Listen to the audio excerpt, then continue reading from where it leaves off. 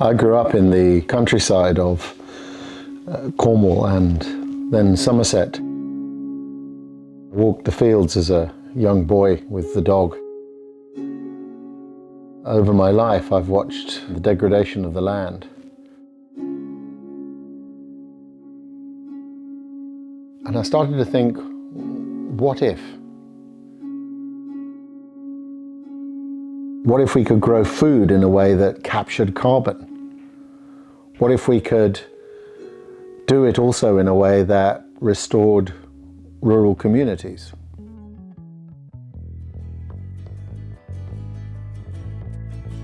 This is already happening. Around the world, people are changing how they farm so that instead of destroying nature, we're regenerating it.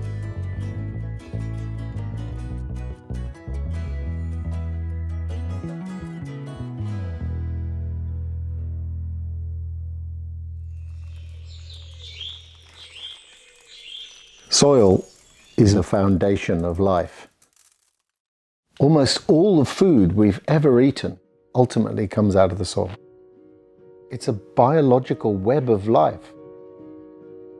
In a teaspoon of healthy soil, there's over 1 billion microbes and microorganisms.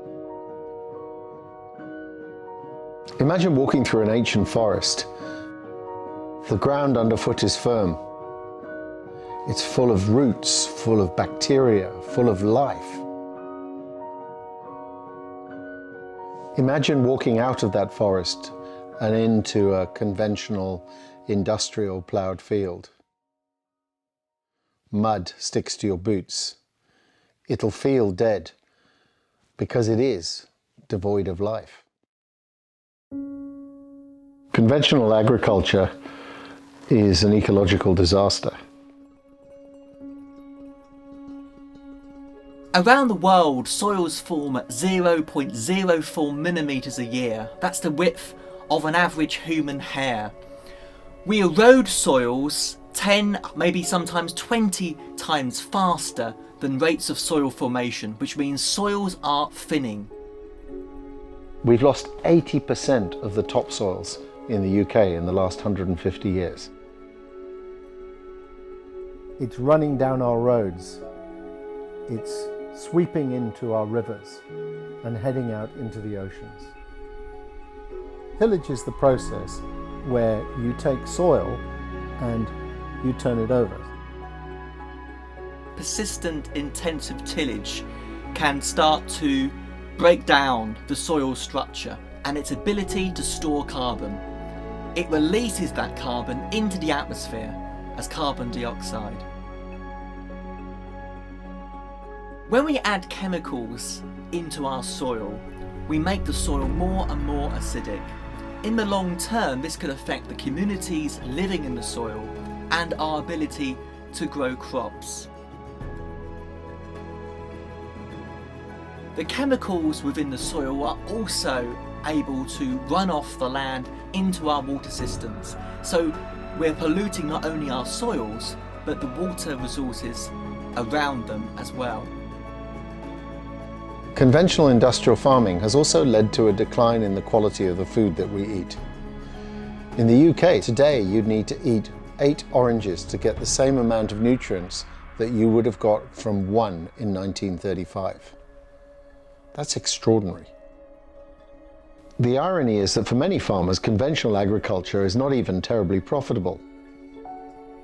In fact, in the UK, 58% of English farms are dependent on subsidies from the European Union. The future of our countryside is in the hands of farmers. They need a farming model that not only works well for nature, but also works well for them. That is what regenerative agriculture is all about.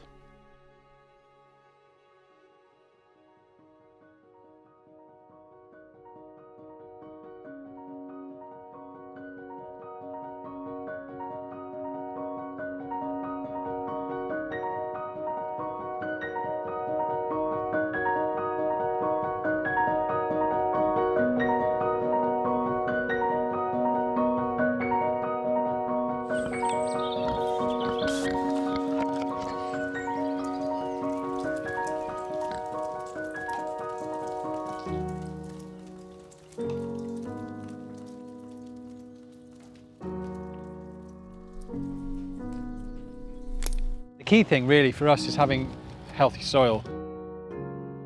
Many farmers use synthetic fertilisers to bring nutrients to their plants, but we're kind of doing it nature's way. We grow our fertility by growing green manures and cover crops. Plants from the leguminous family, which include clover, peas, beans, they help to pull nitrogen into the soil. And when we've got healthy populations of fungi and bacteria in the soil, they deliver the nutrients to the roots of our crops. Imagine a network like the London Underground under our soils.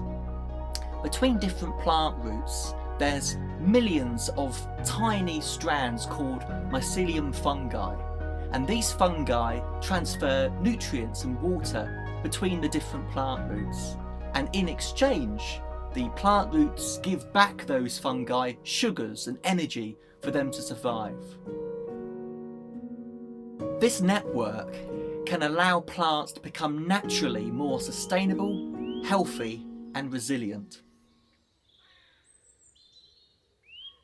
What we're aiming towards is just a really balanced ecosystem, highly productive site. One of the greatest things of the project so far has just been the interest and involvement of the community. People on site, seeing where their food comes from, getting involved and using this amazing, beautiful space as a community resource.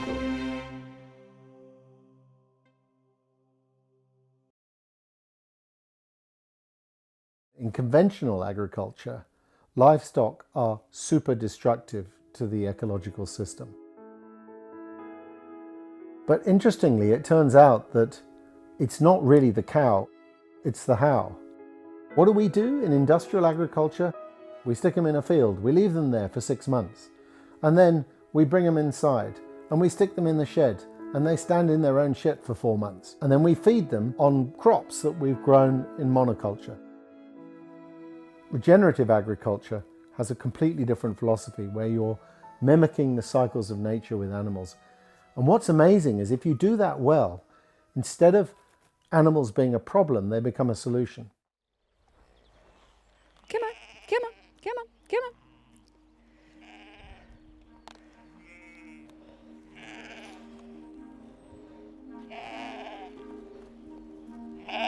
on. Yes, you know, don't you? Come here, Jess. Good girl.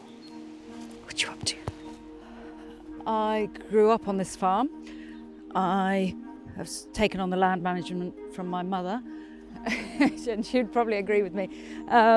It looks a lot scruffier.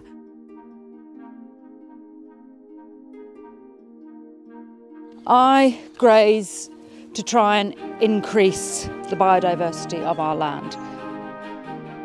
So planned grazing is about getting the right animals in the right place for the right amount of time with the right behaviour. Think about how you see animals grazing in Africa, these great herds of wildebeest. They arrive on a piece of land and are frantically eating, and then the predators start to close in. So they only have a short amount of time to take on board this food before they're moved on. We move them frequently, so they'll spend a day here, a day in the next place. And that sort of slows our procession through the landscape. Ahead of us and behind us, everything is growing. The reason we have all these different types of grasses and leaves here is because our pastures have time to recover. And as they recover, they store more carbon in the soil.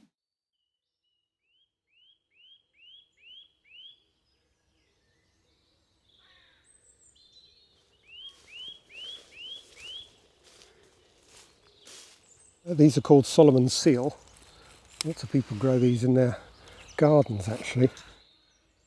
And these shoots are so delicious. Crisp, crunchy, sweet, like a sweet asparagus flavour. Really superb. What is the best way of capturing carbon out of the air?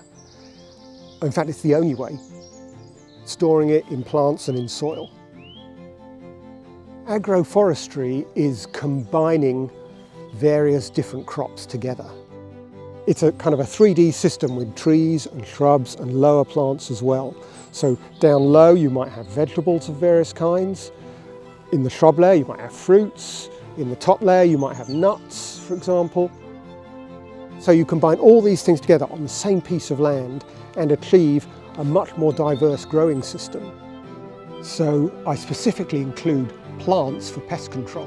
One way of doing that is to include plants that flower and whose flowers attract beneficial insects that eat your pests. And this is one of the plants I use, native meadow sweet. The flowers are really loved by hoverflies, and hoverflies eat aphids. So by specifically including plants like this, I don't get any aphid problems. Any aphids they arrive, they just get eaten by the predators that are here.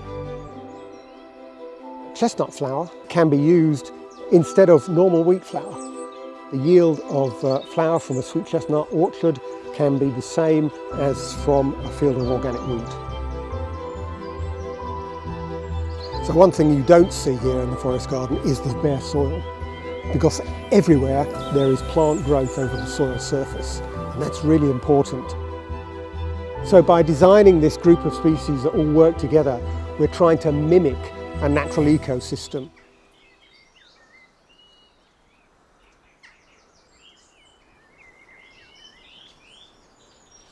I want my children and my grandchildren to grow up in a world where we grow our food in a way that's good for nature. We have a form of agriculture that can build soil instead of destroying it.